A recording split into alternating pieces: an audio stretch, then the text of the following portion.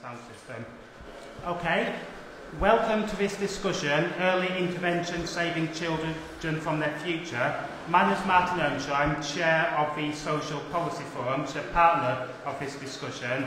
And I'd also like to thank the Parenting Forum as well, who have been involved in formulating some of the ideas around this session. In the last discussion, we talked about the policy obsession with teenage parents, teenage mothers. I think this actually feeds quite simply into this discussion. I mean, Graham Allen, who is MP, he's a chair of the Independent Commission on Early Intervention. He uses an anecdote whereby he was in his constituency office many years ago, and a 16-year-old mother came with a baby in her arms. 16 years later, this same babe, now grown up, she had her daughter in her arms. I think this kind of, and he came to a conclusion, so he states that we really need to do something to break the cycle of deprivation which is passed on from generation to generation. So I think very simply sums up the thinking behind early intervention. It's drawn on from neuroscience. It's taken for granted. It's been taken up by politicians who take for granted the idea that the first 3 years of life are crucial for determining people's life chances. And thinking is very simply that if you intervene at that early stage in life, and it's been in positive balance for quite some time, but now they're talking about intervening earlier and early, including at a point where mother registers as pregnant, but it can really break up that transmission of intergenerational disadvantage, and that problems later in life, like going to prison, teenage pregnancy, low social mobility, can really be solved in that kind of way. And there's a lot of cross-party consensus. We've talked about how Surestart being retained, the nurse-family partnership, and something like Nick Clegg's fairness premium is very based on early intervention. What we're here to do is really interrogate some of the assumptions behind it, and look at what it is. Can we really tackle the social problems of the future fixing children today, and are we writing off current generations focused on very, very young? I don't think it makes sense to base our approach to society on things like neuroscience. To discuss these issues, have the honour going to speak Dr. Samantha Callan, who's an internationally recognised expert in family relationship and work-life integration. Through her work with Social Justice Centre for Social Justice, she's been instrumental in producing the Breakthrough Britain report that have been key to formulating the social policy of the modern Conservative Party.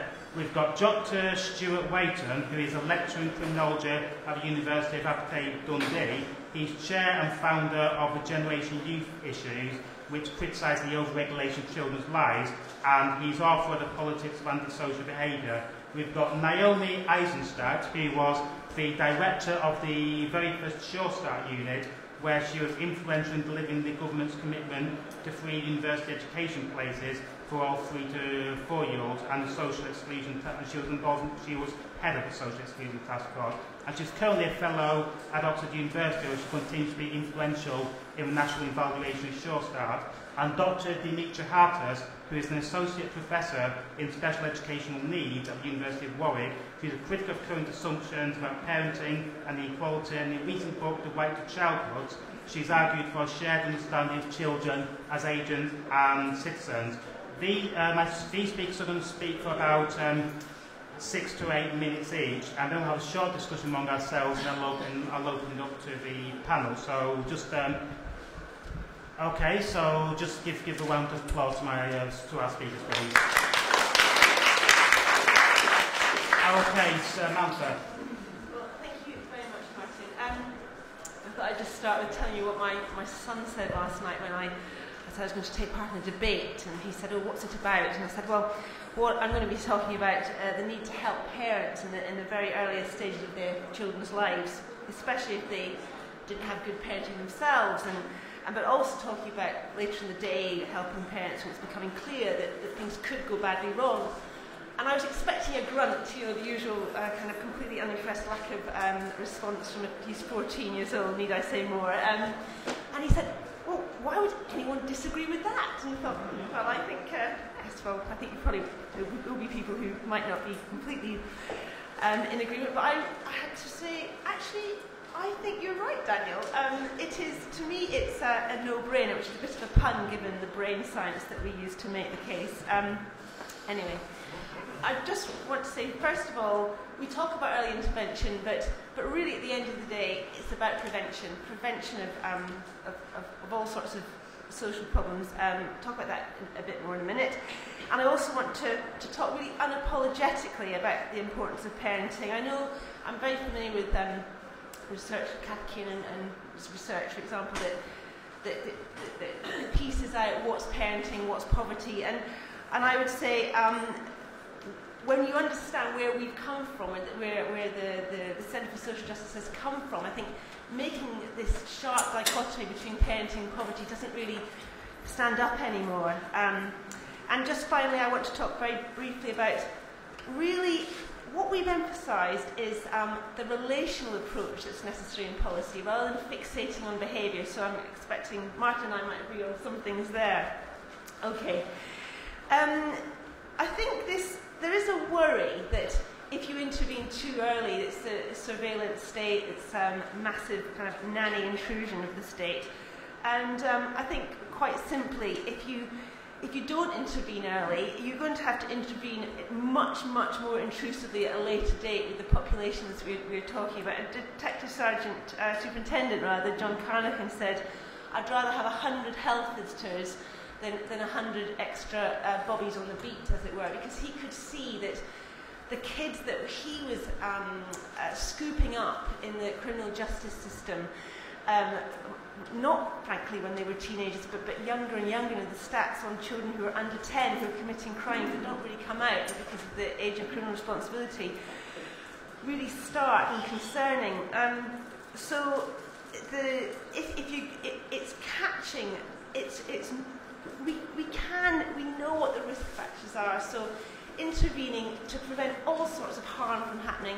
I met somebody recently, I'll call him Andrew, he's actually very, very successful. He came from a family where parents were both drug addicts, and there were 4 boys, and 3 of the other boys, apart from himself, had all slipped into addiction themselves. And he said, I really wish the social workers had intervened. I really wish somebody had intervened early, because my life only started when my mother died, and that's when he was 16. So quite a salutary tale. And although he's doing very well now, he's got a very good job, he says there's something, there's a big hole on the inside of me where I know I could fall into a black mental hole at any point in my life, because that nurture, that sense that people cared about me, my mother just didn't have me in her sights at all, and he says it will affect me for the rest of my life. And if that's his analysis, and I think we can do things, because it's never too late, even though I do believe in early intervention. But it's stories like that really concern me about having a very hands-off approach to parenting, where there are clear risk factors. I touched on a kind of dichotomous analysis that says, well, it's not really parenting, or rather, it's not just parenting, it's poverty. And I say, well, our focus on early intervention really grew out of a desire to understand the causes of poverty. Quick bit of history here. When David Cameron became the leader of the Conservative Party, much as Blair did in the 90s, he set up policy groups, and he asked Ian Duncan-Smith to chair the Social Justice Policy Group. And that was a bit like a military operation. I mean, Ian is a military man, so perhaps not surprising, but there were 50 people pretty uninitiated into politics, involved in 6 working groups, 5 of which tackled what we thought were the main drivers of poverty, 1 being family breakdown, others educational failure, drug and alcohol addiction, serious personal debt, welfare dependency. And the 6th group was about the role of the voluntary sector in tackling all these social ills. And it was our firm conclusion, especially Ian's firm conclusion, but we agreed when we saw the evidence that if we're really wanting a kind of lever to make a huge difference at preventing this kind of constant flow into poverty, we have got the stock problems, obviously. Then it was in the very earliest stages of children's lives that we had to focus our efforts. And really, although early intervention, Naomi and I were talking about earlier, what's the difference between early intervention and early years intervention? I think it's just the point of the cycle. I think Graham Allen and Ian wrote a book that I see people reading on the tube, which is rather nice, called Early Intervention, Good Parents, Great Kids, Better Citizens. And what was a bit annoying for me was at the same time as I was helping them write that, I was writing a much more rigorous more academic, still policy-oriented tome called Breakthrough Britain, the Next Generation, that really took the ideas we gleaned from the Social Justice Policy Group and said, we've got to put an awful lot of focus on these early years.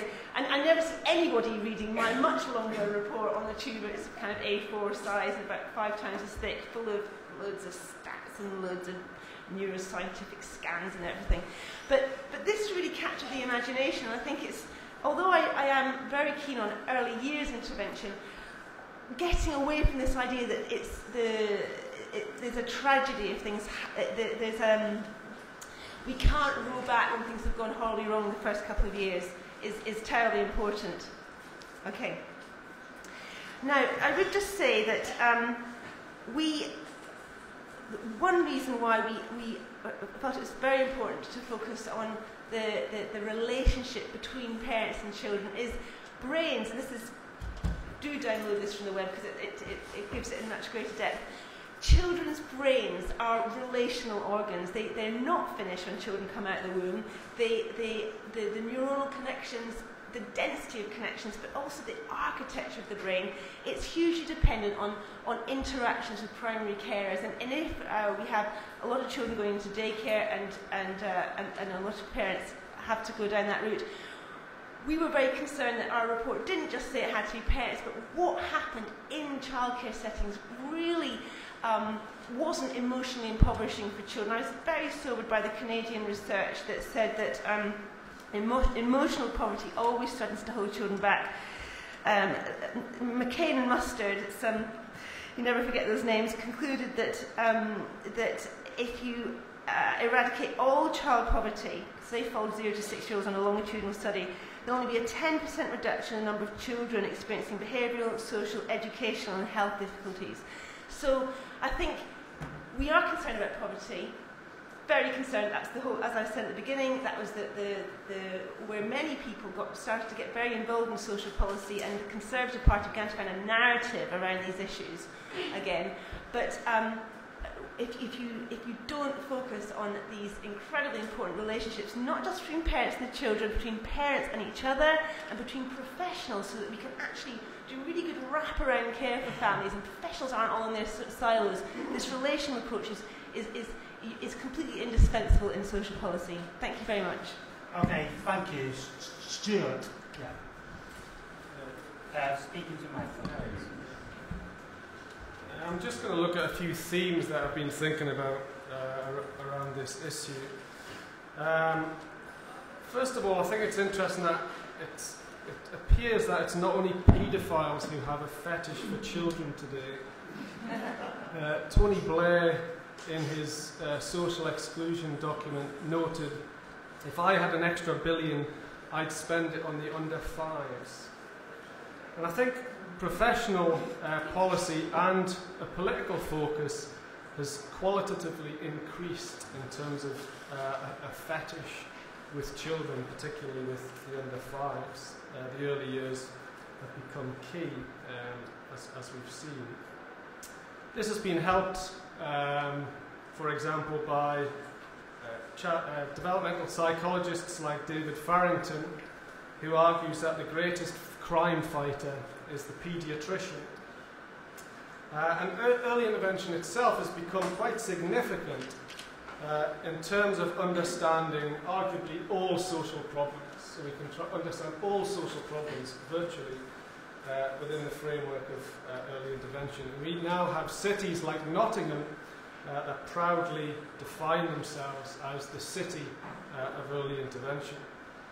I still think it's kind of strange. For Nigel Parton, who writes on this, sociologist, he argues that politics itself has been reconfigured and reformulated through what he calls the governing of childhood, and I would agree with that. And I think early intervention can be thought about as both an increase in the focus on at-risk children, to use a term, but also more generally perhaps as a framework through which the state is relating to children in general. While I think there's a clear dynamic behind the early intervention framework with substantial amounts of funding to back it up, I think it's perhaps more useful to understand the rise of early intervention as a reflection of impotence. Impotence in terms of past professional, policy, political and social attempts to transform or even just improve society. If we take the early intervention advocates at their word, that if we don't intervene early, it's too late to resolve many of society's problems, then what becomes of education and its capacity to uplift children, or to the juvenile justice system, or prisons and their ability to rehabilitate? Indeed, I'd argue for any professional working with young people, or even adults, adults who've got certain difficulties or have done certain things wrong, if the damage has already been done, what's the point? What is the point of working with these young people or adults? And I think the early intervention framework reflects that. At one level then, the rise of early intervention can be understood as both a reflection of and a reinforcement of a loss of faith in the capacity of the state and professionals to change people, and indeed for people to change themselves. Through the deterministic early intervention framework, the very way the future is understood is also transformed, moving away from an idea of conscious thinking adults changing the world towards a fetishization of children and the potential damage we do to them becoming a concern. In other words, as the saying would go, if we don't intervene early, the future is bleak. Or again, as Tony Blair's argued, children are 20% of the population, but 100% the future. I thought he might be trying to change the future, but no, it's children about. As society's sense of its capacity to change declines, we shift from a focus on adults to a fetishization of children. Indeed, we shift from a belief in the capacity to change people's minds to an attempt to change their brains, which we've seen with the rise of brain science. And we get, to me, rather peculiar projects developed called things like From Neurons to Neighbourhoods. At a broad level, the rise of early intervention reflects, then, within this, what I'm trying to describe, not a dynamic sense of our capacity to influence children, but the opposite, a loss of a sense of adult authority and our capacity to influence, transform, or even socialise the young. One of the consequences of this fetishization of children, coupled with this sense of impotence, is that what parents are doing becomes hugely exaggerated, becomes a hugely exaggerated concern. This concern is made all the more intense due to both the increasing understanding of the family as toxic, or a place of multiple abuses, and with the rise of the idea of children as vulnerable. And that's all children, to a large extent understood as either vulnerable or at risk. So at one level, the idea that if you are abused as a child, you are scarred for life, this idea embodies both the concern about the toxic family and the idea of the vulnerable child, and can be seen as a precursor to the deterministic approach of early intervention. Finally, I want to end by raising what I think is possibly the most interesting aspect of not just the early intervention issue, but the approach towards the family in general, and that is the issue of autonomy. Autonomy of the family, but arguably even autonomy of the individual. To some extent, this seems to be the elephant in the room, as the saying goes. But I kind of thought about this analogy, and then I thought, well, no, it's probably more like the elephant that has left the room, or perhaps more precisely, the idea of autonomy and the autonomy of the family is perhaps more, to stretch the analogy, absolutely, it's more that the elephant is in the room, it's been shot, and its carcass is being dragged out slowly. Intervention, even early intervention, has a long history, but in the past, professionals' desire to colonise the family constantly faced a barrier, the belief in the importance of the autonomous private family. This was often not just a barrier, but something that many professionals actually supported. Today, 10 seconds, 15. Today in the early intervention debate, it simply doesn't appear to exist. Rather, the professionals, being an appendage to the family, we now seem to have a situation where they understand themselves as the backbone of it, the backbone of parents and children's relationships. At one level, we don't support the autonomous family anymore. Rather, we support vulnerable individuals, and many of us are seen within that framework. And in this context, autonomy becomes a problem, something that simply prevents parents receiving the support that they are assumed to need, and a barrier to professionals having a free rein in developing children. For me, autonomy and the autonomy of the family is the basis for developing truly responsible adults and a meaningful idea of the development of children. Okay, thank you. Naomi, yes. Right, okay. Thanks very much. As always with these things, when there are things that I was sort of wanting to scream at, and other things that, yeah, that makes sense. And I do take a rather liberal, sort of middle-of-the-road view on all this stuff. So I'm going to start with two stories. When Norman Glass and I were working on Surestart, one of the things that really terrified us was what we used to call Surestart and global warming. Early intervention will not solve every problem on Earth. It will not. I mean, we have to get that, and we were really afraid. And of course, that's what everybody thought, this is going to solve every single problem. They never said, but behind we were really worried that ministers thought it was going to solve global warming as well as everything else, reduce crime, teen pregnancy, bad housing, poverty. It won't even reduce poverty, actually. But anyway, I'll say a bit more about that in a minute. The other story, and this is a really interesting one. When I was very, very heavily pregnant, I went to hear Sheila Kitzinger speak. Does anybody remember who Sheila Kitzinger was? The guru of natural childbirth, who did huge amounts of things for women in terms of women getting control of having babies, which was a very, very good thing. But she was also dangerous, because at this talk she said that if you had a episiotomy, i.e. if they cut you when you're having a baby, you wouldn't bond with your baby, which is utter nonsense. And what she confused is maximizing, getting the best experience possible from, if you don't have experience, it's all over, forget it. And given that there were heavily pregnant women in the room, I thought this was a dangerous thing to say, because many of them would have episiotomy. So that's the kind of thing that I really believe in early intervention. I consider one of my personal achievements is that early childhood is on the agenda. It never was. Tony Blair did have that billion, and he did spend it on young children, and I'm really glad he did. But it doesn't solve every problem, and it's never too early, never too late, because shit happens. And no matter how good your life is from 0 to 4, if your mother dies when you're 5, it's a problem. So it's really silly to think that you can inoculate children against all the bad things that can happen. What you do is build resilience. And if you do have a good experience from 0 to 4 or 0 to 3, then your chances for surviving those knocks are greater. And if you don't have a good experience, then your chances for knocks coming that knock you back are much greater. So that's where I think it is. And I think that we confuse early intervention, i.e. intervening early universally for all children when they're very young. Like, does anybody argue we should have midwives? That wasn't always the case. What is the role of the state? I think the NHS is a good thing. I'm an American. I think it is amazing that we intervene early with midwives. and that you don't have to pay when you have a baby. I think that's great. That's early intervention.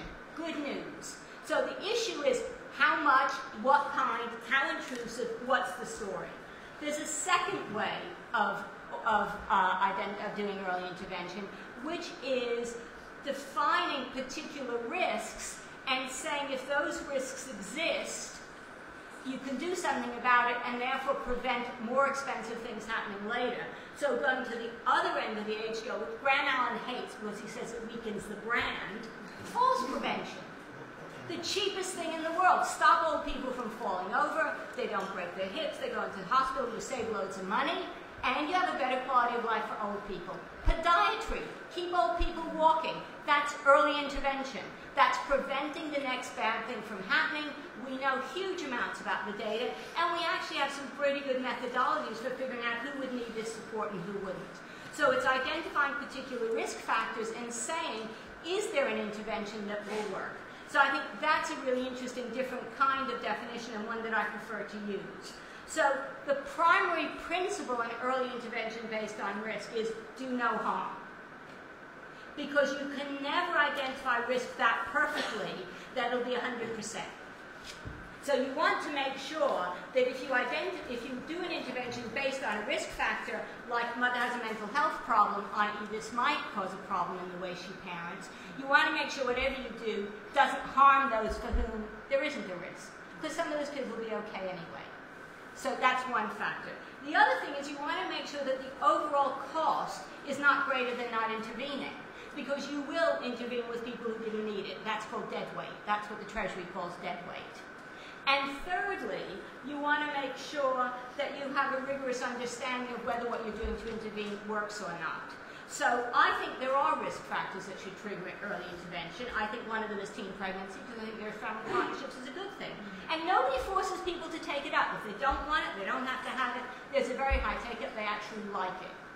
And that's a marketing issue. How do we market things that we know could be useful for people, and make sure, one of the things I say about marketing is the health visitor says, God, I go to that house and they're never home. So I write them a nasty letter. Well, if I go to John Lewis instead of Marks and Spencer's doesn't write me a nasty letter.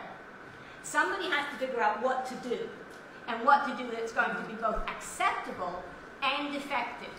If the parents like it, it's essential, but it is not sufficient to make sure that the intervention works. So those are really, really interesting. So what are the policy implications of what I'm saying? There's a lot we can do to ameliorate the impact of poverty. And I spent most of my career doing things to ameliorate the impact of poverty. I actually think, and I disagree with you on this, that the problem is poverty.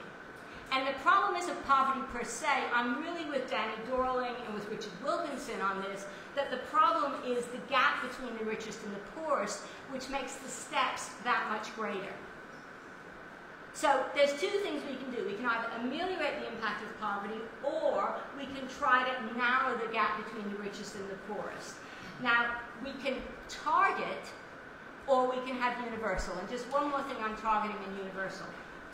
Universal services will always shift the curve. Anti-smoking policies were hugely successful in reducing lung cancer. They also widen the health gap. So if you want to reduce the health gap between the richest and the poorest, get rich people to start smoking again. You see what I mean? Universal policies will always shift the curve, but widen the difference between the richest and the poorest. Targeted policies can help, but the problem with targeted policies, they shorten the tail, but they don't do the basic issue about inequality. They don't address the real issue of inequality. So what I would say to my fellow speakers is the answer to everything is love and money. I don't think it's just great services. I think it is money. But I also think that love counts too. Okay, thank you. And Dmitra. Thanks, Martin.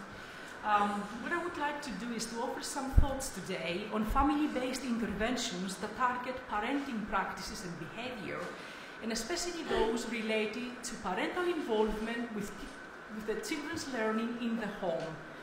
The role that parents play in the children's development and learning has attracted heated debates, with emotive views being expressed about parents as lacking in competence or willingness to support the children's learning, to views that some parents actually hamper the children's development through poor parenting and low educational aspirations. Increasingly, the focus of much family policy has been on changing parenting practices and behaviour. Parents are seen as the bearers of initiatives that are designed to support them make certain choices and avoid other choices in order to achieve predetermined outcomes. And through these initiatives, parents are to be remade and parenting is to be re-imaged. Now, a key goal behind family-based intervention is to tackle social problems early enough to make children fit for the future. Even if we assume for a moment that this is a legitimate goal and that we know what the future would look like, I would like to argue that the priority shall be on understanding the challenges that parents and families face within their socioeconomic and political context before even we design or implement any interventions of any kind. I mean, with regard to parents' role in children's learning, which is one of the focus of family policy, what I would like us to consider are the following. What do we know about parental involvement with children's learning in the home, especially for parents who live in poverty? Is parental learning support effective in reducing the achievement gap? And is it possible that by changing parental behaviors and practices through family-based intervention, we can actually achieve social changes such as reducing the achievement gap? And finally, can we tackle the lack of upward social mobility just by focusing on parenting practices? And what part does the family's socioeconomic background play in this process? To address these questions, what I would like to start is by dispelling the myth that parents who live in poverty are not sufficiently involved with the children's learning in the home. Now, in 2007, a large-scale survey that was funded by the then DCSF on parental involvement found that there was a significant increase in the percentage of parents involved with their children's learning in the home and their education over the first decade of the century. And especially, there was a dramatic increase in parents who read frequently with their children, reaching 79%. Now, similar findings have emerged from analysis from the Millennium Cohort Study, which is a large national longitudinal study following children who were born in the year 2000. And the findings there showed that over 3/4 of parents were reported to be frequently involved with the children's learning in the home, with activities such as book reading, reciting the rhymes and the alphabet, and supporting them with homework. And actually, over 50% in some cases reported that they're involved on a daily basis. Now, these results were consistent for parents of children of 3-year-olds, 5-year-olds, and 7-year-olds. And what these findings show, actually, is that a high percentage of parents are frequently involved with the children's learning, and that is irrespective of socioeconomic status. And in fact, some studies have shown that parents who live in poverty, as well as those from minority ethnic backgrounds, were found to be more positively predisposed to supporting the children in the home compared to white middle-class parents. So in a sense, what these findings tell us is that parents do not need to be persuaded to become, most parents do not need to be persuaded to become involved with their children's learning. Yet, the socioeconomic gap remains unchallenged between poor and rich children. And that probably suggests that there are factors that go beyond parental involvement with learning, such as access to good schools and educational resources and expertise and services, as well as the intellectual capital that parents who are educated and bring in the family, and the parents' capability to mobilize probably social networks within their local context. So often in family-based intervention, it is assumed that the link between parental involvement and home learning with children's school performance is quite a direct and a causal one. with a view that the more you do with your children, the higher the grades in literacy and numeracy will be. However, is this the case? Because again, research findings have shown that the frequency of parental involvement makes a negligible difference when it came to 5- and 7-year-olds' literacy scores. In other words, whether parents were involved every day or once a week or even less than once a week didn't make much of a difference in how they were rated, how the performance were rated by the teachers. Here, what I would like to stress is I'm talking about the frequency of parental involvement, not necessarily the quality of parental involvement, in that certain factors such as parental education, reading habits in the home, and the emotional closeness between parent and children actually were found to associate with school outcomes. Parental involvement with children's learning matters, but what matters most is families' socioeconomic background in influencing children's development and learning. Whether we see parental input with home learning as the extension of teachers' input with parents transmitting literacy and numeracy skills to their children, or whether we see parents as playing an instrumental role in developing a culture of learning and reading within the home, I think the most important thing is to acknowledge the powerful influence that socioeconomic factors such as parental education and family income, but mainly parental education, exerts on families and children's outcome. Now, deploying parental involvement with children's learning as the key strategy to reduce the achievement gap is less likely to be effective in families living in poverty, not because of lack of frequent involvement or because they have low educational aspirations, but because of inequality in opportunities for parents to access education and training themselves and build up the capability required to support the children. Most fundamentally, I think there is a need to shift current thinking about poverty from approaching it as the result of individual parent choices and cultural practices to acknowledging that structural inequality and reduced opportunities are its driving force. Cultural explanations of poverty constitute individual parents and children as solely responsible for educational success and upward social mobility. They also divert focus of family policy by placing much emphasis on changing individual parents' behaviour and practices via behavioural interventions, rather than supporting them to engage in political and collective actions to tackle structural inequality. Thanks. Okay, thanks very much.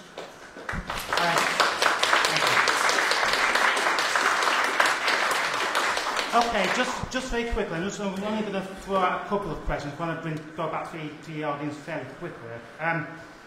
Just in response to, I want to respond to Stuart's kind of critique. And I want to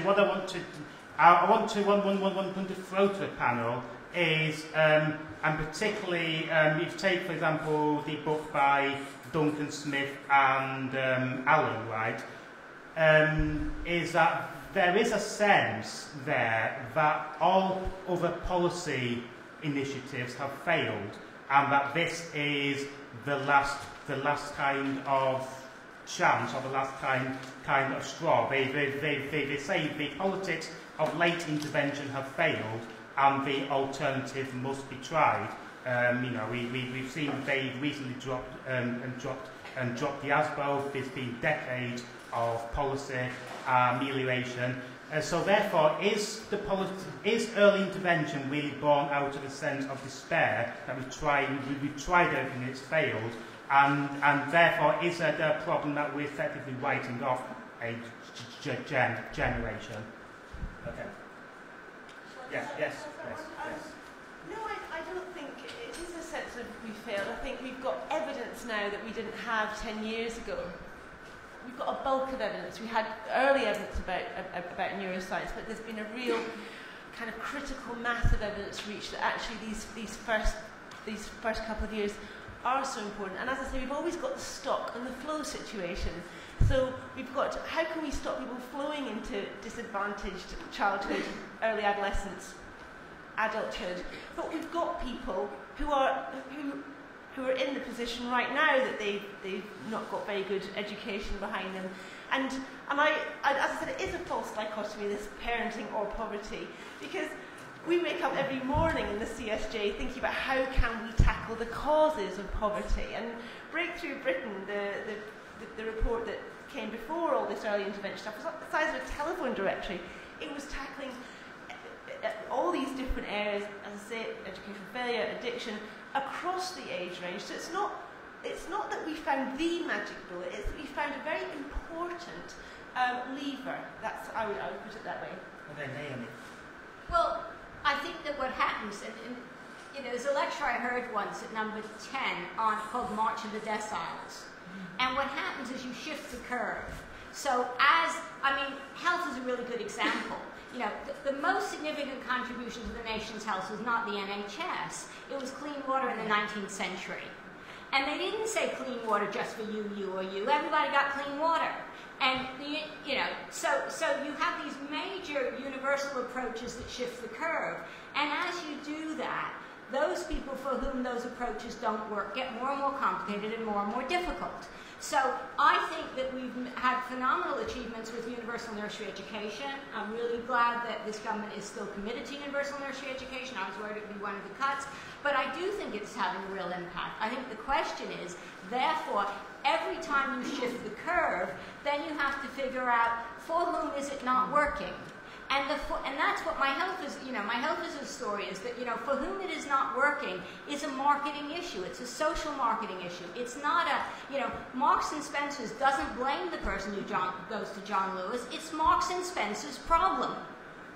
And if the policy doesn't work for a particular group, it's the policymaker's problem. It's not that group. And you have to figure out what's going to work for them. And funnily enough, asking them is quite a good idea.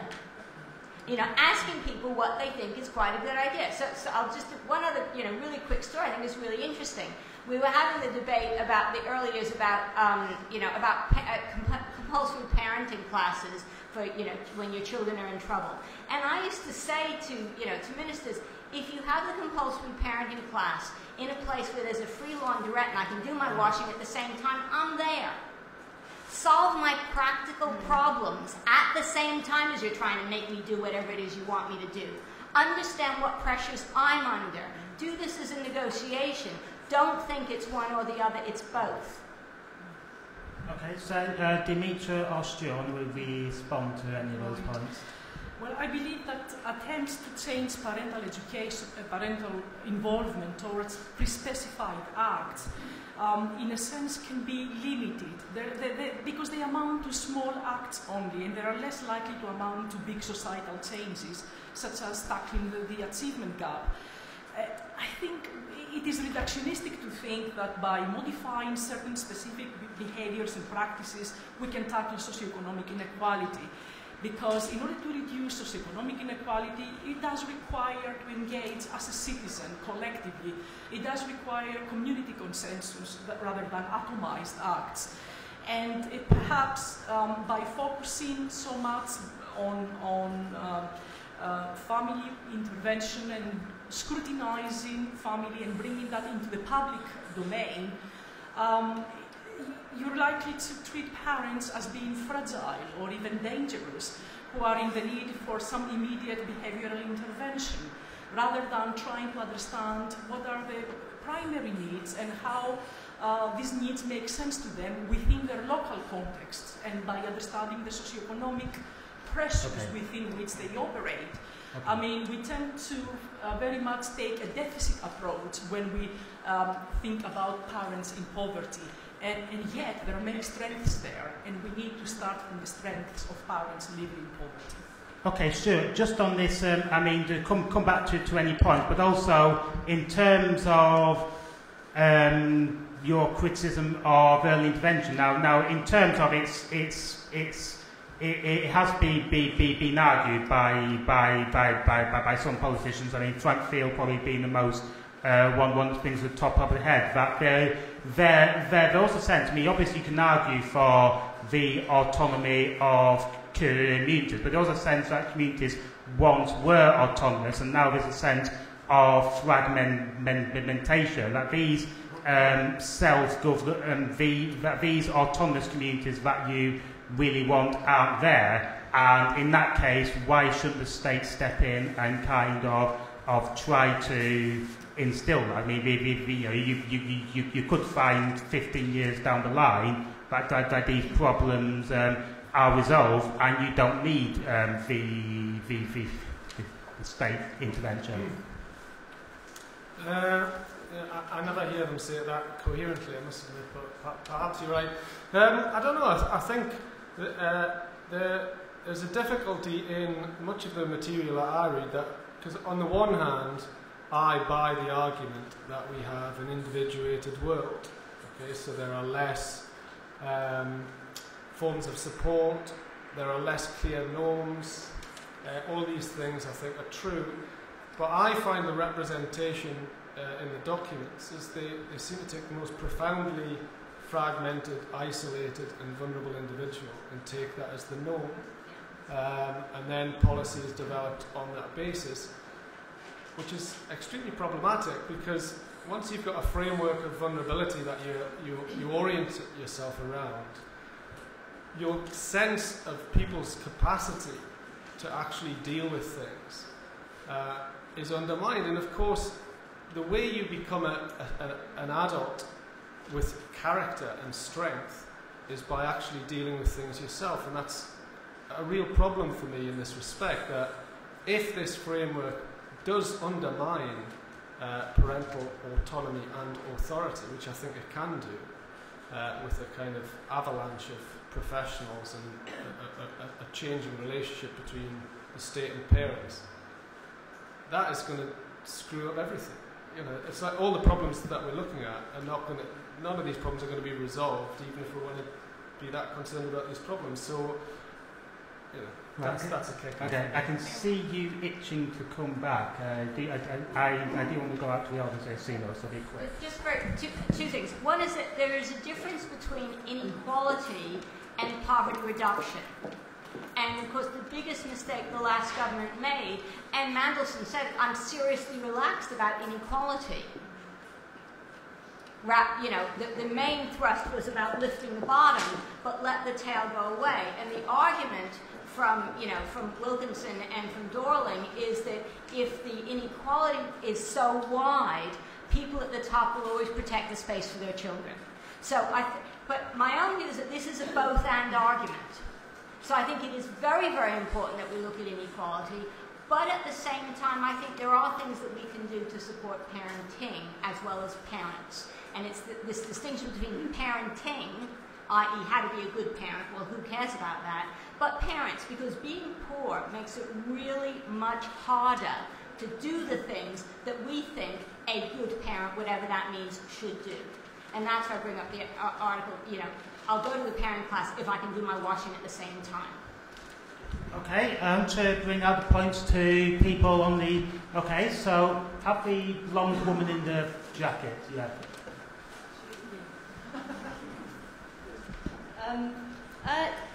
This is very interesting. The thing I never have any clear sense of from the early interventionists is how big is this problem? Because I think, you talk about drug addicts. How many drug addicts are there who are problematic for their children? And what proportion of poor families are drug-addicted parents?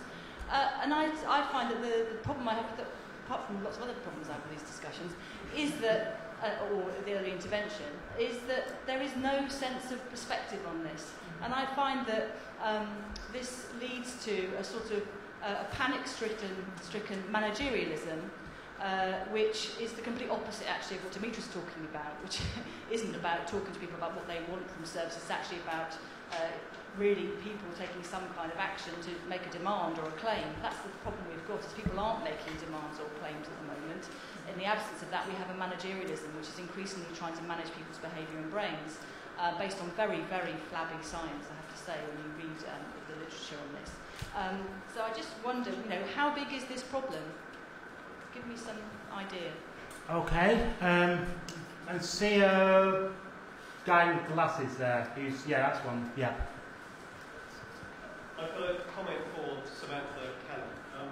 Samantha, you come across as enthusiastic earnest and knowledgeable, and yet your presentation drove me mad. The reason why it drove me mad is because the picture you paint is just not one that I can recognise at all. In the background you have problem after problem. Failure to thrive, criminal behaviour, drug addiction, poverty, to mention just a few of these problems that you paint onto your canvas. In the foreground you have children and parents. You see the children as vulnerable and weak and constantly need of intervention, whereas in fact they're not like that at all. Children are robust and they are able to deal with these problems and that helps them to grow up. The parents you see as constantly also in need of intervention. I don't see them as like that at all. They are not feckless or inadequate as you seem to portray them. They are actually able to cope with the tasks that they are presented with. So I just do not recognise the painting that you paint.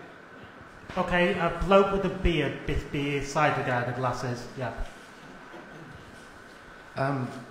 The one question that comes to mind for me when we're thinking about early intervention is early intervention in what? There seems to be two different ways of looking at it. It's either early intervention in the life course, particularly in relation to children, which is what we seem to be talking about here, and early intervention in a problem, a social problem of some sort. I think the latter makes more sense. For instance, I've worked in children's social care and adult social care. There's a lot of sense to intervening in families, giving family support in the old-fashioned sense, in order to prevent problems with a very small minority of families, where there's child protection concerns. I don't support the idea that means we have to intervene in every family. I don't support the every child matters notion of what that means. And similarly with older people, it makes sense to intervene and to support older people so they can remain in the community and don't fall at home. Or there are sensible interventions. I think the problem is that we seem to get into the realm of science fiction when we're talking about interventions in children's lives to improve their future some years ahead. I don't think we can possibly do that, and I think it's a mistake to suggest we can. I just feel that we need to make that distinction. Okay. There's a man with white hair, glasses and a moustache. Yeah. One thing that I think should be brought to everyone's attention here is that the early intervention has been going on in the States since the 1960s with Head Start and various Title I programs. In 1997, Bill Clinton commissioned an evaluation of the Head Start program, and this was carried on for 9 years, was completed in 2006. The results were only released last year because, unfortunately, they found that even though there were a lot of positive effects in the earlier stages, that by the time the children had reached the age of 6, that the effects had disappeared. Now, this is something I think that most people who are involved with the early intervention recognize there is a serious problem with fading of any initial positive effects that come from these programs. And I would just like to know what the advocates of Surestart and other intervention programs feel that they have done that is likely to give us any evidence or assurance that the interventions that we have now are not going to suffer from the same fate. Okay, there's a woman over here by the front. Hi. Just, I wanted to talk about the neuroscience, but just quickly, I did read a Surestart survey, actually, that was commissioned a few years ago, and the parents, you actually looked at how parents use Surestart, and most of them used them for childcare, used it for childcare. So like you say, they went and did their washing and used you for childcare, and when asked, not very many people responded in positive terms about any other of the services, because basically people do want quite cheap childcare. But I wanted to talk about the neuroscience, because you've talked about the fact that there's banks of evidence, neuroscientific evidence, and I'm actually doing a paper on neuroscience at the moment for my studies, every educational book I read really frustrates me, because it says there have been massive breakthroughs in neuroscience, and because of that we must do this in schools. And actually, when you read what the scientists say about it, one scientist that I read said that this is like the law of gravity before Newton. That is where the science is on neuroscience. It is really, really not very well developed at all. Another paper said that this was an exoskeleton. And a lot of educationists have said, yes, it is a very useful area that we can look at, but it is not as well developed as everyone claims it to be, and is certainly not something that we can impose policy on the basis of. It's something that's interesting that we should look at, but we shouldn't impose policy on the basis of it. The only other thing that I wanted to say, because I'm looking at early childhood education, is that there is this kind of sense of, you know, we need to intervene early, because parents are no longer parents, they're edu-carers, according to Birth to 3 Matters. But actually, everything's got to be child-initiated. So there's a bit of a contradiction there. Okay, bloke with glasses next to her. Yeah. I'm coming back to you in a minute. Yeah. Question for Naomi, really. I thought your midwife analogy was quite apposite, because I have a concern that what we're doing here is kind of medicalising social exclusion and almost treating it as a sort of biological problem.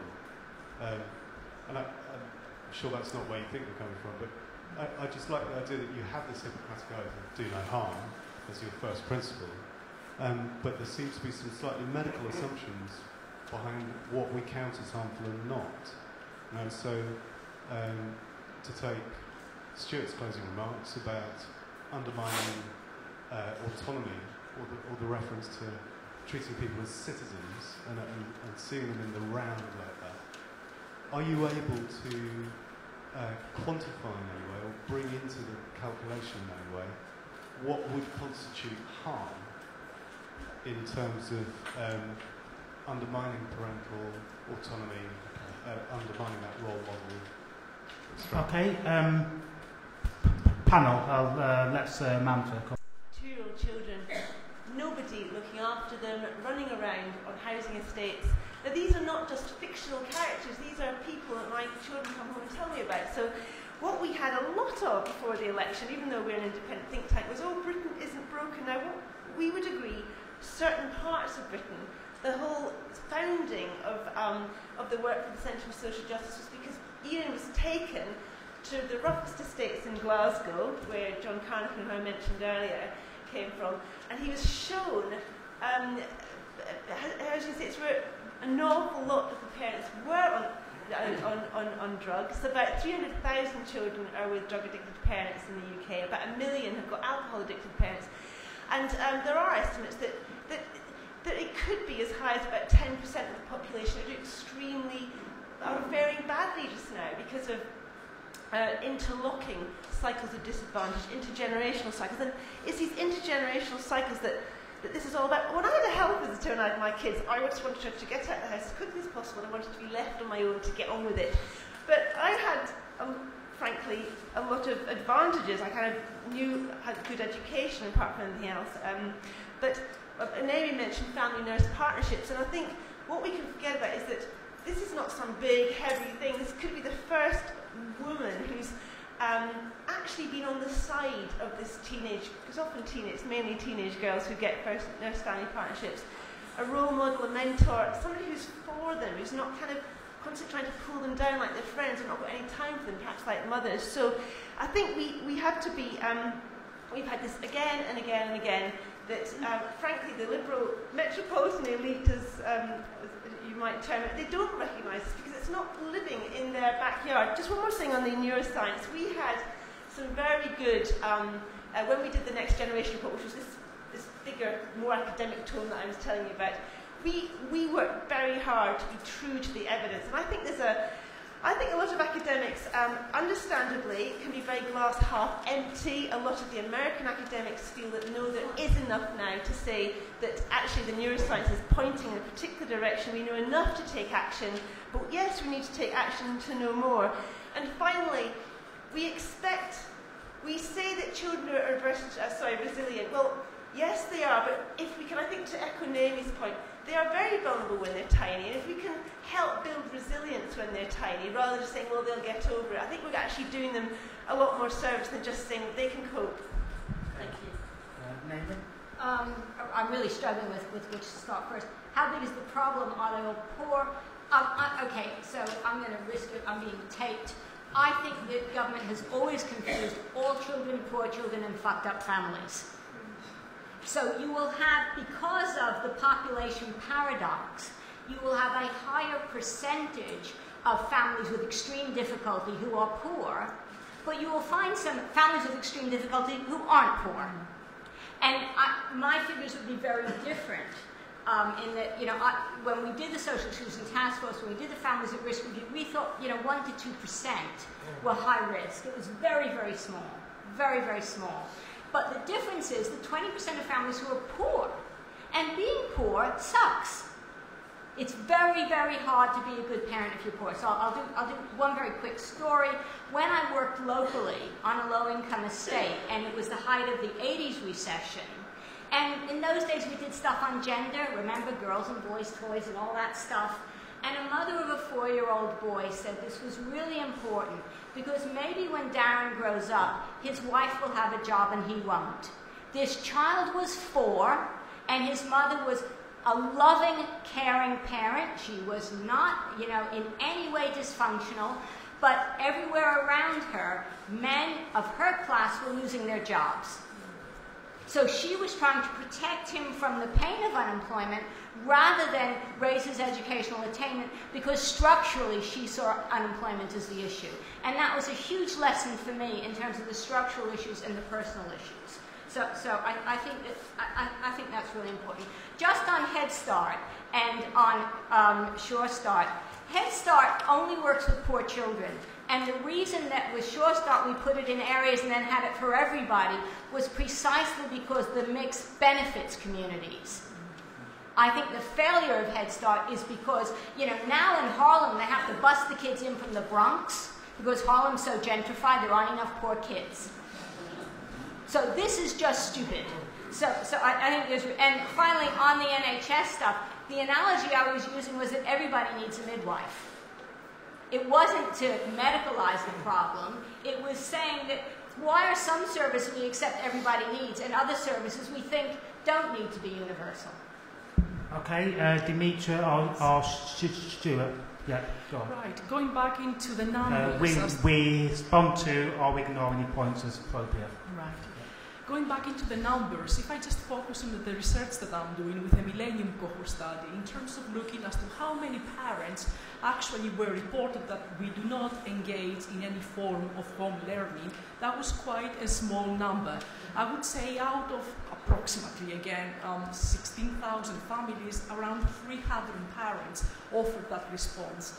And that does suggest that this is, thankfully, a minority.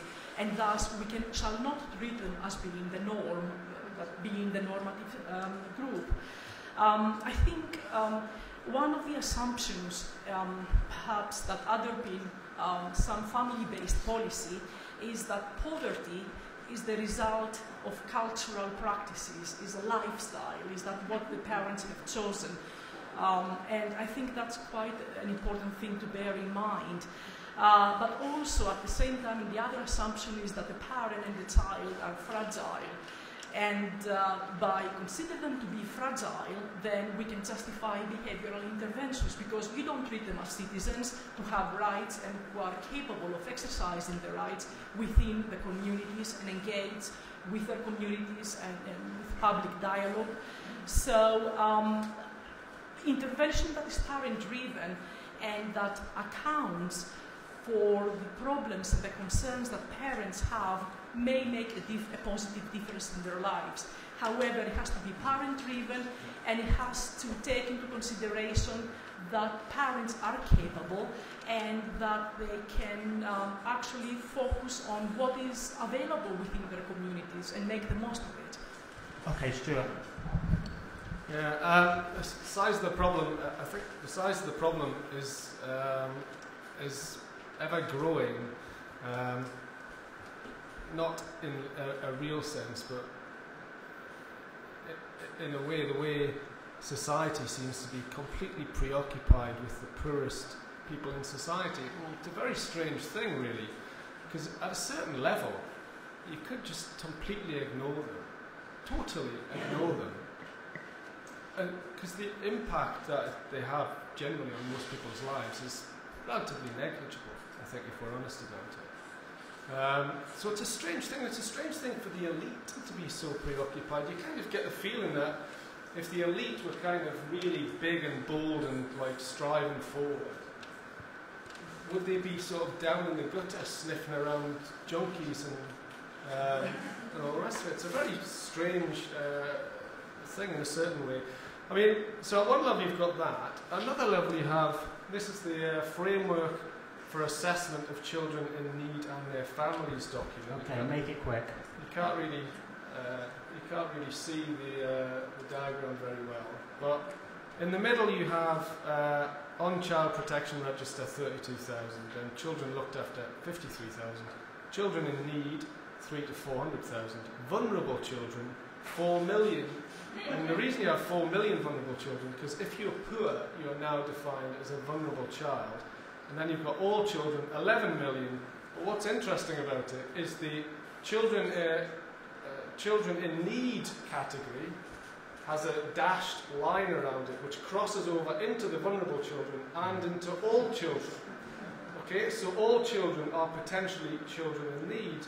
So this is the sort of framework document for how children and parents are being understood. So you've got on the one hand a complete fetish with the poorest, and on the other hand a sense that potentially all children are in need both at the same time. Okay.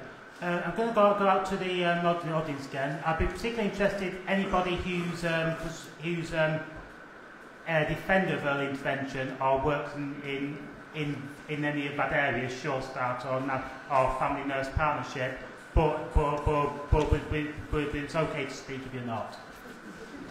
Okay, lady in the glasses there in white. I'm just retired, having been a social worker in child protection and adoption for 40 years, and I'm beginning to think I've been on a different bloody planet listening to some of the people on the panel. On the whole, I agree with Naomi. Much of this is to do with poverty. I think part of the reason this has been a very fluffy discussion is because we're not comparing like with like. The lady over here said, give us some numbers, and Naomi did. I think because as social workers, we see the front end, the sharp end, of what some of these 1 or 2% are like. And the majority of people in the population, unlike their contact with other professions, few people in the population come into contact with social workers because of the care of their children. We all know what doctors and dentists, OTs and various other teachers do, because in the normal course of our normal lives we all have to interact with these professions. Thankfully, most of us don't have to interact with social workers in terms of child protection, children in need and all the rest of it. But I'll just tell you what some of these children, the circumstances in which they live. Okay, make it short. The majority, well, it's all very well saying make it short, but we've had a fuzzy discussion for lack of fact here. So either we participate in the discussion and we have some details, or you say make it quick, make it quick, we make half a point. What would you like? Well, give your example. Go. Right, well, we're talking about families, children, small children, where most parents have got problems with severe drug and alcohol addiction. These are families where very often when you go in, there is no furniture. Many children have been sleeping on the floor for years. Many children have no expectation of a regular meal. They have no expectation whatsoever of having what you might call their basic needs met. To this extent, I agree with Samantha that the business about meeting basic needs is critical for the development of children, and they cannot be resilient. You can't build resilience from children who've got huge amounts of developmental nurture missing. These are children whose parents, they may have be with their mother. Very often there is no other stable parent. Because the parents are unstable, usually, they rely on all sorts of other people coming into the home. There are no fixed carers often for the children. We call this chaotic families. Now, they are vastly different from the majority of the population, but they cause a disproportionate amount of difficulties later on. And whereas I would dearly love to believe that education and state services and simple love and care from other people can rectify this. Unfortunately, my experience over 40 years tells me that that isn't often the case, and you only have to look at the problems that adopted parents face with the ongoing developmental needs of their children well into adolescence to know that this is the case. Okay, I think I'll take the gentleman over there in blue. I'll come round. Yeah. Thanks. I'm also struck by an air of unreality around the discussion. There is a massive issue here about how children grow up in this country. And as Naomi said, 1 million children growing up in households where one or both parents is addicted to alcohol, 300,000 growing up in drug-addicted households. That's serious stuff. And you can spend a lot of money on that before it starts to bring you returns which aren't worth the while. When UNICEF published its study in 2007 of developed countries, an index of 40 indicators of how well children did in those countries, what were the outcomes like, we came at the bottom. So to suggest that there's not an issue in the UK is frankly startling. The Family Nurse Partnership, which we've mentioned, is based on a methodology in the States where a very good evaluation showed that if you spend $1 at the right time and in the right way, you save $5 worth of problems later on. And that's a great argument for early intervention.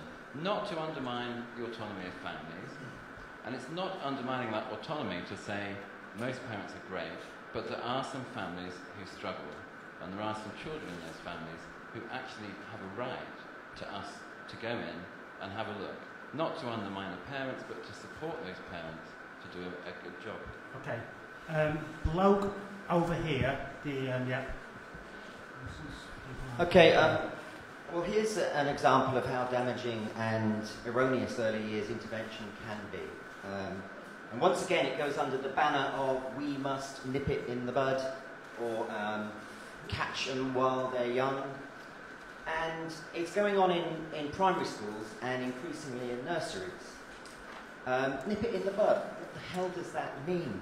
Because we do have an odd notion that imagines social problems like racism or homophobia or failure to care for the planet will simply incubate in kids unless early years intervention takes place. And so leaving aside the even stranger notion that certain playground insults and language, once eliminated, will ensure model citizens emerge, the point here is that children don't work like this. You know, you can train them to act like grown-ups and recite the tick box list of good values, but acting is all it would be. And so I wanted to ask, you know, whatever happened to our understanding of child development? Kids are not computerized robots that you can reprogram or just clean up. And whatever happened to education in primary schools that foster, and onward into secondary, that fosters autonomy such that at the appropriate stage of development, children arrive at their own judgments and values. And what we get instead is children in schools and nurseries, increasingly, who are increasingly supervised and policed. And so, you know, you say first do no harm, and you talk of resilience. This is the opposite. And all this is being rolled out under the banner of early years intervention. Thanks. Okay. Stuart, answer the charge that you're essentially you're saying this is not a problem, ignoring obviously these dysfunctional families out there, and you know you may not see them in your everyday life, but you know they are there. Yeah. You see a couple of examples. Well, I'm raising the question of why does an elite, with all the things it could be interested in, become hugely preoccupied with arguably a very small number of people. I mean, take the social work argument there. I mean, I think if your household is chaotic and you are seriously abusing your child and neglecting them, then social work involvement is necessary.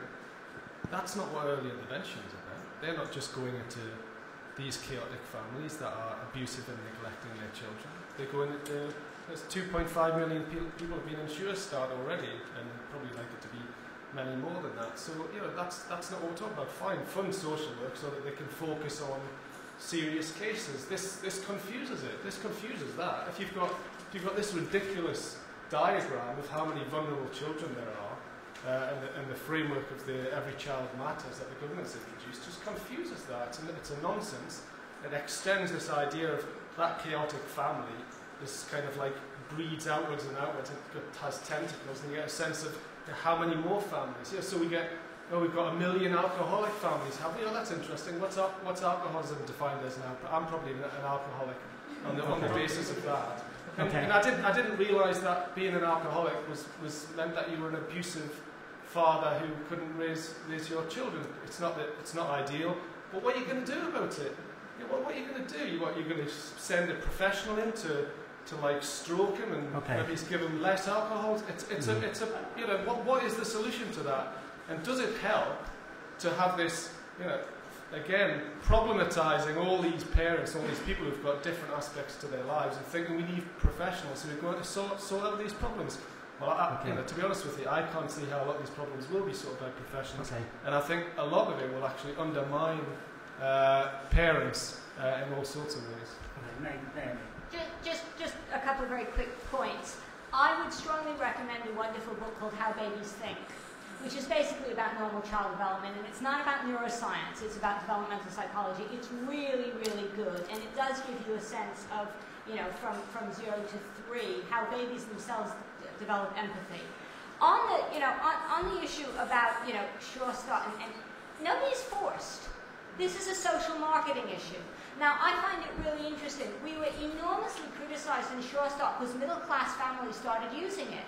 And Yvette Cooper at the time said, this is the first time ever a program that was for poor people, middle-class people wanted. Isn't that success? Nobody holds a gun to their heads. And a really good way of delivering these services is to work with local parents on what they want, but don't make these places a knowledge-free zone. Because middle-class parents have access to all sorts of information, and some other parents don't have access to that information, and you don't force people to do it. So sorry, just one very quick story from practice. I used to do all this stuff on gender when I was in, when I worked in a nursery many, many years ago. And my big success was a mother coming in, waving a book saying, Naomi's going to hate this one. People make their own decisions, but I like them to make decisions on a much broader sense of debate than would have happened. So for me, it was success that she was choosing not to do what I thought was good for kids, but at least she'd made a decision. Okay, Samantha, about this issue about your book, I think this issue about alcoholism is really interesting because your book, or Ian Douglas-Smith's book, which you published, talks about the dysfunctional base and it's expanding. And there is a sense in which sometimes when they talk about social problems like alcoholism, the definition tends to widen and that it begins to encompass middle-class people or normal people rather than severely dysfunctional people. So are you not simply kind of expanding the problem beyond a very narrow base? Firstly, I would say that it's not just very poor people that have problems parenting, as we've said.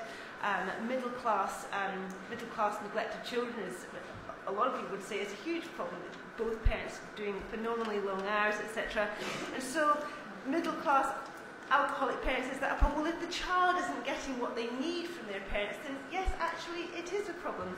And when we talk about stats, I know that the Family Intervention Project type families, the 2 to 3% the Cabinet Office was talking about in 2008 or so, that's this the idea is, well, they're the only ones we need to worry about, but they're the ones who really push the thresholds like mad that are costing thousands and thousands of pounds per year, now swallowing huge amounts of local authority budgets.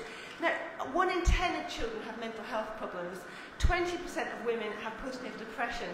The effect of postnatal depression on children's development can be can be staggering, whatever socioeconomic group you're from. And I would just say that's the great thing about Surestart. If there's somewhere, parental isolation when your children are very small is a huge issue. We've been getting press because all the friends have gone back to work, that kind of thing. But it's not just that. Often there's this kind of chemical things in the brain, etc., that can make post-depression a big problem. So I think rather than seeing Surestart as this really sinister thing, I think it's great if parents have got somewhere locally that they can go and that will do, not just give them childcare, but will help them access the labour market, because work-related activity in the first 2 years, knowing that when the child's 5+, now everyone's going to have to be working, terribly important.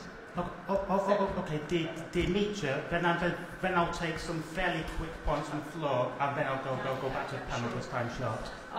There increasingly research tells us that what parents do and the early years environment accounts for approximately 25% in the variance of children's literacy and numeracy scores at school. And however, the socioeconomic factors seem to explain a much greater variance. And then my question is, then why do we moralize parents so much? And why don't we just focus on structural inequality more?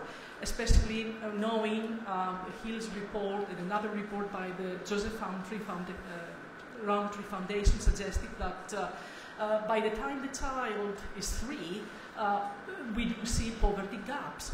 And then these gaps widens as they go through schooling, which raises the other issue as to what the primary or the secondary schooling does in terms of supporting children. And in a sense, schooling is expected to be seen as being a driver for social mobility, but is it a driver for social mobility? It doesn't seem to be. Okay, blonde woman here, in front.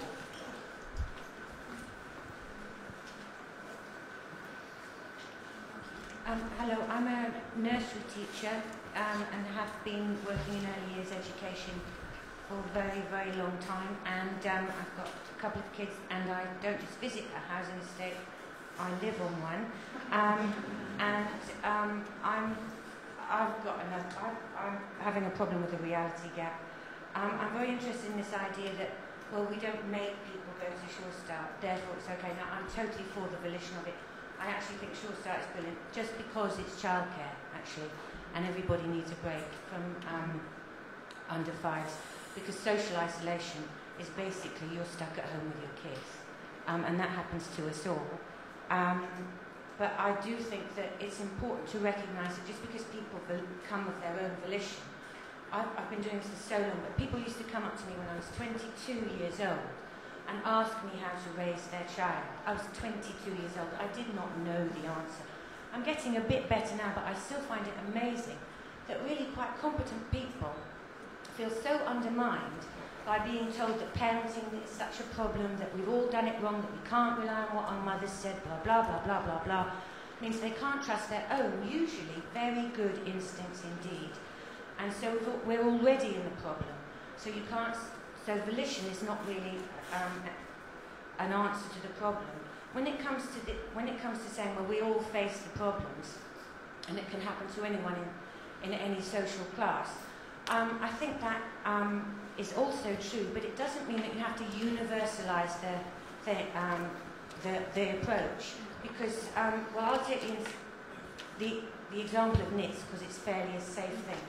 Anybody can get NITS, and the standard practice in a school or a nursery is to identify the one child who's got the NITS and send a note to all the parents, because you don't want to isolate and stigmatise the child.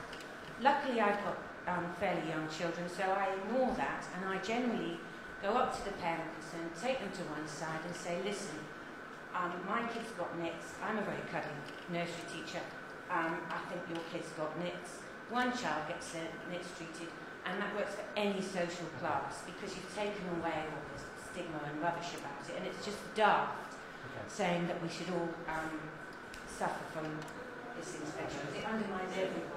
Okay, dark-haired woman here, then this lady here, and then I'm going to go back to the panel. And that will be the final points. Okay, it strikes me that what's really happened is that we've moved from the idea of social intervention in family life, from being around the notion of a very small number of people that are really at risk, and now everything's focused around the model parent. So parenting has to somehow be perfect for it to be okay. And I wondered, could the panel folks talk about that? I mean, when you look at what the model parent should be around the whole early intervention, the bonding issue, breastfeeding, how you talk to your child, again, how you said how you read to your children, and how you read to them, educate them. It's very kind of, the microscope is put on very intimate aspects of family life, and what's upheld to us, what we should all be like is a model parent.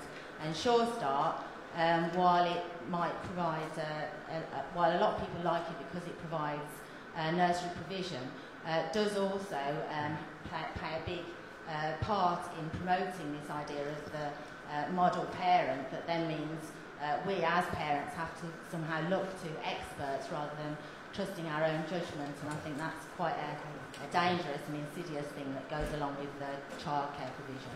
Woman in purple, and then that's just to the panel.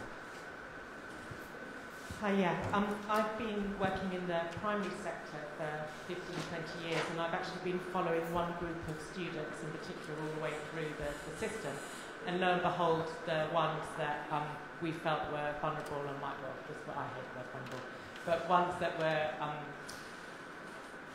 I don't know, searching for a better word, trouble in some way. 10 years down the line, where in secure units, were racking up bills with the police in local gangs, etc., etc.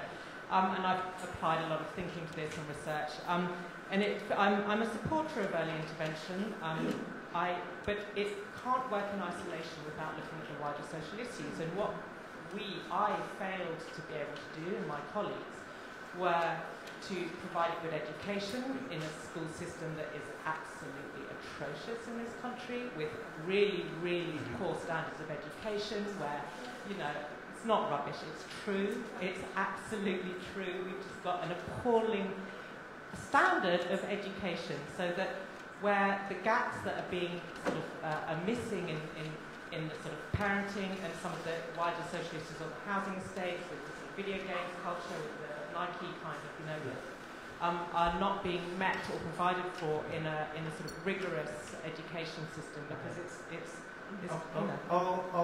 Okay, I want the panel to give their final remarks, about 1 minute each. Okay. It's the Winnicott thing. It's about good enough parenting. We are not interested in making everybody dependent on the state, dependent on professionals. It's people being able to raise their children the way they want. Parents want to do a fantastic job, but they really struggle. Parents with toddlers not being told, you must do this with little Johnny, but I'm desperate to find some solutions, because I don't know, is it right that I can have authority? Parents of teenagers saying to head teachers that I know, again, state system, I want a mentor. My child's got a mentor. I would love a mentor. This is such a difficult job. This is not impose. It's meeting a need. But again, finally, yes, it's not just about parents. It's about education as well, etc. And just this thing that I said at the beginning, where it's going to be necessary to intervene at some point. As you said, you could see the kids that would end up in secure units, etc. If we don't intervene then, we will have to intervene massively as a state later on in their lives. Okay, Stuart. Yeah, I kind of think about this expert framework, that's this avalanche of it, a little bit like you're standing there and someone kicks you in the testicles and then holds out a tub of cream and says, I've got a solution to your aching testicles. In terms of the professionals, parenting has been so professionalised and problematized over the last few decades, and they then look at the parents who are kind of confused and don't know what to do and say, I'll help you, here's a centre, it's just opened in your community. So I find that a kind of problem, even that idea of the voluntary use of it, although childcare, great, if you can get more childcare, more is the better. Again, just to finish off on the autonomy thing, again, not many people have mentioned autonomy on the panel. The guy there says, he blurts out, there's all these problems, says, you don't want to undermine the autonomy of the family. You know, so throw that as the elephant corpse is dragged out once again. You kind of have to want to say, well, what sort of people do? When you're looking at it, what sort of people are you wanting to create? Now, just finish on this. What sort of people? I want to create a society of strong people who have a strong sense of character. And when a professional comes to their door, they might well say to them, get stuffed. This is my house, and I don't want you coming in here. That's the sort of people I want. They may well then decide to get drunk, take drugs, and commit crimes. But, you know, at least they might be up for a fight. And that's the sort of people I want. Okay, Naomi. Okay, so I used to say a very similar thing, both in Surestart and when I ran a children's centre, is that I want the children to get, after a good early years experience, I want the children to be well behaved at primary school, and I want the parents to be as bolshy as me. So I am with you on that, and I do think that we do sort of tell parents it's all completely terrifying, and then we feel better because they give us jobs to help them because we made it all terrifying. So I have a lot of sympathy for that. But a couple of things I want to say. I think it is much harder to be a good parent if you're poor. And think about diet. Think about middle-class parents. Try a little, if you don't like it, we'll have something else. You know, we did a lot of work on poor parents and diet. They know what's good for their children. They can't afford to give children the choice of the things that they won't want to eat because they'll be hungry, because they can't afford to give them the different things that we give children. So I think it is much harder to be a good parent if you're poor, and a lot of those things are just not having enough money. Poor is about cash. It's not about dysfunction. It's about not having enough money. Secondly, I don't think there was any golden age before, and I think a lot of the stuff about the golden age is rubbish because it was awful for women and not particularly good for children either. So I think there's a real issue about the golden age. And the thing I really struggle with is children's rights and parents. Things like religious education. Things like, you know, what do we instill in our children and values. So there are a lot of things that I really struggle with myself still. Okay, Dmitra. Well, so much focus on parenting, even the same word, the mere word parenting, constitutes that the whole process of raising children is just a set of technical skills that we can just, experts can really handle down to the parents, rather than trusting parents to rely on community consensus as to how to raise children and model it. And I think, you know, seeing the development of children as a set of technical solutions is quite problematic. However, I also feel that it's quite problematic for family to move into so much public scrutiny, because the more it is moved into that public scrutiny, the less of a refuge for parents and children exist in terms of, you know, being away from so much social control.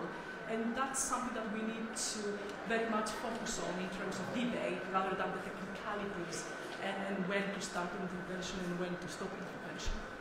Okay, if you want to continue with this discussion, informally, if you weren't taken or there wasn't enough time to take your points. Also, we'll be discussing in this room next doting dads, which does feed into a lot of these issues around parenting and the family.